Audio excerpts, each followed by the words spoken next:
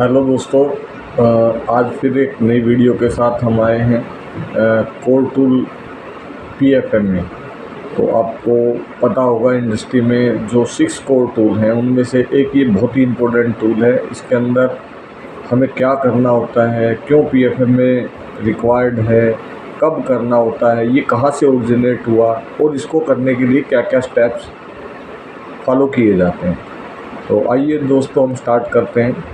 एफएमए का पूरा नाम होता है फेलियर मोड इफ़ेक्ट एनालिसिस। उसके नाम से ही पता चल रहा है किसी फेलियर को हम कैसे एनालाइज करेंगे, कैसे उसके इफ़ेक्ट्स को एवल्यूट करेंगे, कैसे उसका हम कंक्लूड करेंगे कि एफएमए के अंदर क्या क्या चीज़ें हमें रखनी है। तो अभी हम शुरुआत करते हैं कि एफएमए कब से शुरू हुआ। तो एफएमए जो शुरुआत हुआ था वो नासा ने स्टार्ट किया था। और इसके नासा जब आपने कोई सैटेलाइट व्हीकल्स लॉन्च करता था तो उसे बहुत सारे फेलियर का सामना करना पड़ता था। अब उसमें बहुत सारा टाइम वेस्ट होता है, बहुत पैसा लगता है, तो इसलिए उन्होंने जितने भी फेलियर्स होते हैं उनको पहले ही ग्राउंड लेवल पे प्रॉम्प्ट एक्शन लेके सोल्व किया, जिससे उनको काफ़ी सक्सेसफुल हासिल हुआ। अब ये ऑटोमोबाइल इंडस्ट्री में कब आया, तो जब नासा ने इसको अडोप्ट किया तो उसके बाद सेम चीज़, क्योंकि व्हीकल ऑटोमोबाइल भी है तो उसमें भी फेलियर्स आते हैं। वो सैटेलाइट है, वो स्पेस में जाके फेलियर्स को आइडेंटिफाई होते हैं, और ये हमारे ऑन रोड व्हीकल्स जो चलते हैं उनके इफेक्ट्स को एनालिसिस करने के लिए यूज़ किया जाता है। तो आइए दोस्तों अब हम बताते हैं कि एफएमए हमारे ऑटोमोटिव इंडस्ट्री में अभी कौन सा लेटेस्ट रिवीजन चल रहा है और अभी लास्ट कौन सा था। तो अभी इंडस्ट्री में कौन सा मैक्सिमम यूज़ हो रहा है। तो लास्ट एफएमए जो AIAJ का था वो 4th एडिशन था, जो मैक्सिमम इंडस्ट्री में अभी भी यूज़ हो रहा है। और अभी लेटेस्ट एफएमए हो गया AIJ plus VDA 1st addition. तो इसके अंदर पहले क्या था, AIJ बेसिकली US बेस्ड है और VDA जर्मन बेस है। तो AIJ मैंने पहले नाम बताया था, ऑटोमोटिव इंडस्ट्रियल एक्शन ग्रुप, और VDA वर्कबैंडर ऑटोमोबाइल इंडस्ट्रीज, ये जर्मन स्टैंडर्ड है। तो इन दोनों को कोलैबोरेट करके ये नया स्टैंडर्ड बना है। तो पहले स्टैंडर्ड में क्या था, मैं उसके बारे में थोड़ा सा बता देता हूँ। पहले हम जब एफएमए करते थे तो उसके अंदर हम लेते थे कि फेलियर्स हमारे क्या क्या हो सकते हैं। तो फेलियर उल्टा होता है, जो हमारी रिक्वायरमेंट्स होती है वो फुलफिल नहीं होती तो उसको बोलते हैं फेलियर।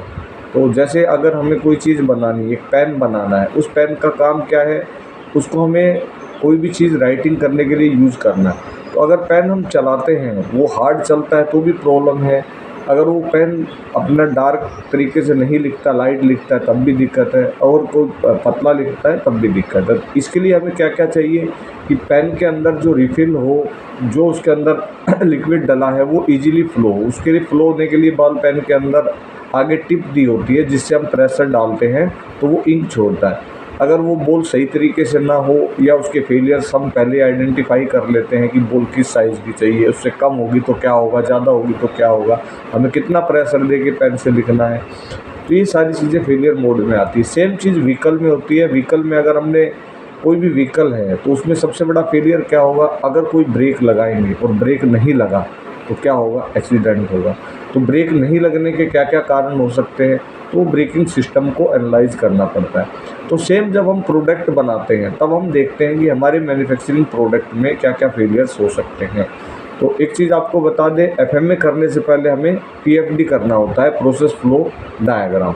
तो प्रोसेस फ्लो डायग्राम हम एक पूरा प्रोसेस लेते हैं मैन्युफैक्चरिंग का, स्टार्ट से लेके एंड तक, और उसमें जो जो फेलियर्स हो सकते हैं उन सबको आइडेंटिफाई करके हम एफएमए में रखते हैं।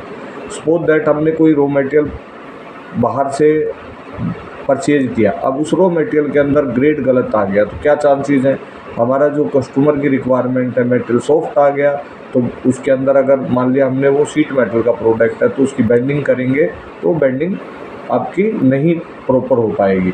अगर मटेरियल हार्ड आ गया, गलत ग्रेड का आ गया, तो क्या होगा कि उसकी जो हमें ड्रा करना है वो ड्राइवेबिलिटी सही नहीं होगी। इस तरीके से हमें एफएमए को करने के लिए यूज़ करना होता है। तो पहले हो गया हमारी रिक्वायरमेंट या ऑपरेशन, उसके बाद हमारी रिक्वायरमेंट, उसके बाद आता है हमारा फेलियर्स क्या क्या हो सकते हैं। तो जैसे कि आपको बताया कि रॉ मटेरियल हमने गलत ग्रेड का परचेज कर लिया, हार्डनेस कम आ गई या ज़्यादा आ गई तो क्या इफेक्ट पड़ेगा। तो नेक्स्ट हमारा होता है उसकी सीवियरिटी। अब हार्डनेस कम ज़्यादा होने से क्या हो सकता है, सपोज दैट वो पार्ट क्रिटिकल है तो ज़्यादा हार्ड होगा तो जल्दी ब्रेकेज के चांसेस हैं, सॉफ्ट है तो बेंड हो जाएगा। इस तरीके से हमें उसके इफ़ेक्ट्स निकालने हैं। तो सीवियरिटी हमारी क्लासिफिकेशन होती है। अगर क्रिटिकल है तो हमारे को उसकी क्लास 7, 8, 9 में रखनी है, 10 तक भी जा सकती है। और इसके बाद इफ़ेक्ट्स हम देखते हैं क्या क्या इफ़ेक्ट्स आए, उसके बेस पे हम इसके एनालिसिस करते हैं कि इसके पोटेंशियल कोजेज़ क्या क्या हो सकते हैं। तो रॉन्ग मटेरियल आने के चांसेस क्या क्या है, हमने ऑर्डर गलत किया हो, या सप्लायर ने मटेरियल गलत दे दिया हो, या सप्लायर के यहाँ पे से रॉन्गली मटेरियल शिफ्ट हो गया हो, ये सारी चीज़ें हो सकती हैं। तो अकरेंस कितनी बार हुआ, हम इसके लिए क्या करते हैं, अपना 6 महीने का या 1 साल का डाटा लेते हैं कि हमने रॉ मटेरियल परचेज किया, कितनी बार गलत ग्रेड का आया। तो उस मैट्रिक्स के बेस पे हम अकरेंस डिसाइड करते हैं। तो ये पीपीएम बेस भी हो सकता है, ये किस फ्रीक्वेंसी पे अकरेंस आ रही है उसके बेस पे भी हो सकता है। इसके बाद आता है हमारा डिटेक्शन। हम किसी चीज़ को कितना जल्दी से डिटेक्ट कर पाते हैं, यानी कि कैप्चर कर पाते हैं, पकड़ पाते हैं, तो वो हमारा डिटेक्शन होता है। सपोज रॉन्ग मटेरियल आया, अगर हमने हार्डनेस हर लोड की चेक करनी है तो हार्डनेस से पता लग जाएगा कि हमारा गलत ग्रेड का मटेरियल आया है, तो हम इजीली पकड़ सकते हैं। तो हम उसको 2, 3, 4 के अंदर स्केल में देते हैं। अब इसके बाद कोई अगर हमने ऑटोमेशन ही लगा दिया हो तो 1, 2 की कैटेगरी में भी आ सकता है कि गलती से भी गलत मटेरियल हमारे पास नहीं आ सकता। इसके बाद इस पर 2 तरीके के कंट्रोल्स लगते हैं, करंट प्रिवेंटिव को कंट्रोल और डिटेक्टिव कंट्रोल। प्रिवेंशन में हम पहले से ही सारी चीज़ें करके रखें कि गलत मटेरियल ना बने। सपोज दैट हम शीट मेटल का ही एक एग्जांपल लेते हैं।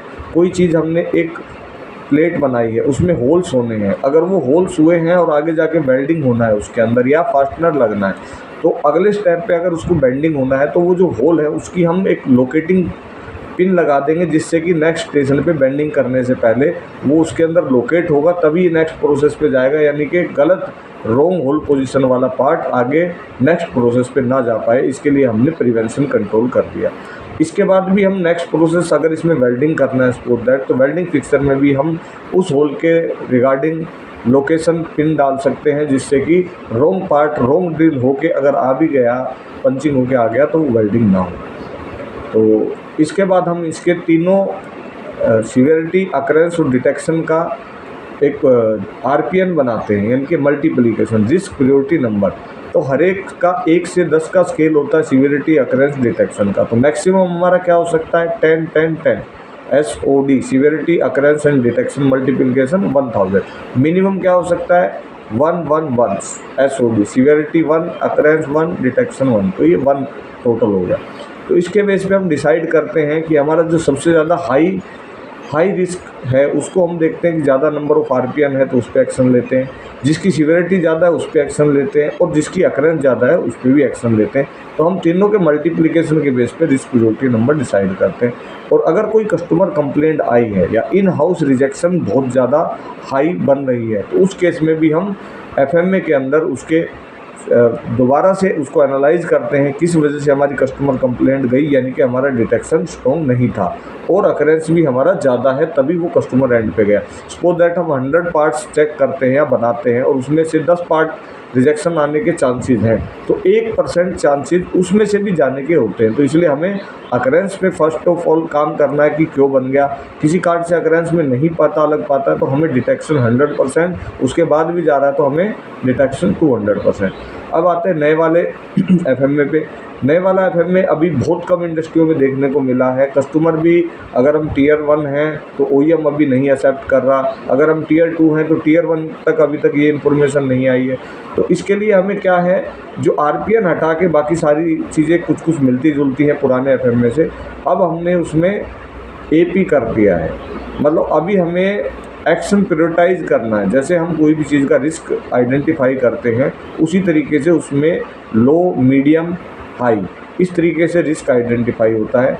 अगर दोस्तों आपको मेरी वीडियो पसंद आई हो तो इसे लाइक करिए, सब्सक्राइब करिए, अपने दोस्तों के साथ ज़्यादा से ज़्यादा शेयर करिए। आई होप मैंने आपको ये जो वीडियो भेजी है इसमें जो भी आपको कोई डाउट है आप मेरे को इसमें कमेंट कर सकते हैं, आप अपनी मेल आईडी भेज सकते हैं, मैं आपको कोई टेम्पलेट चाहिए नए FMA की, पुराने FMA की, वो भेज सकता हूँ। और बनी हुई भी कोई आपको चाहिए और रेफरेंस करने के लिए तो वो आपको भेज सकता हूँ। तो दोस्तों ये मेरे को लगातार वीडियो में बना रहा हूँ कंटिन्यूअस। लास्ट 1 वीक मेरा हो गया है, मैंने पिछले संडे को स्टार्ट किया था। तो अभी लोगों ने मेरे को कमेंट किया, इसलिए मैं जल्दी ये नए वीडियो बना रहा हूँ। होपफुली आप लोगों को मेरी वीडियो पसंद आ रही है और आप इस पे लाइक करिए, सब्सक्राइब करिए और अपने दोस्तों के साथ शेयर करिए, ताकि मुझे भी इसके लिए आगे आपके लिए काम करने के लिए मोटिवेशन मिलता रहे। Thank you very much.